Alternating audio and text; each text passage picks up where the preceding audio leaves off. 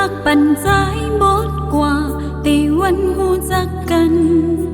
วันอ่อนตั้งสุดเซก็อันนางหักเต็มใจตื่นอันว่าเป็นใจอันหักใจก็เลี้ยวสิ่งวันสิ่งความหักอันใจ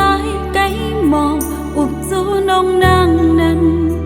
หือจังลืมในหูไม่ต้องไว้ในใจในพงมือถือก็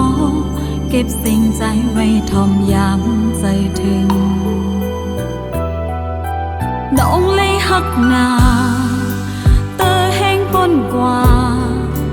ความหักแป้งอันเจอใจไกลลาปันน้องนั้นเย็นเป็นความแปดแลนเซปันตั้งตุกค่าเจอนางก็กึมหักใจ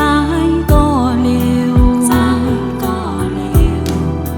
ใจมีก็มาอันหักต้องพายใจคนก็เลี้ยวเอ็นอันย่างไปสองเส้นทางหักเป็ดเล่นนั่งมาเข้าหึง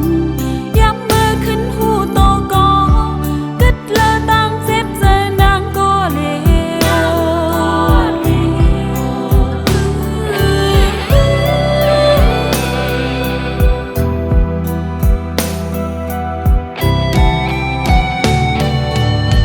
สิ่งวันสิ่งความหักอันใจ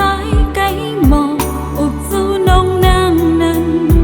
ตื่นจางลืมในหูไม่ต้องไว้ในใจในพงมือถือก็เก็บสิ่งใจไว้ทอมยามใจถึงน้องเลยหักหนา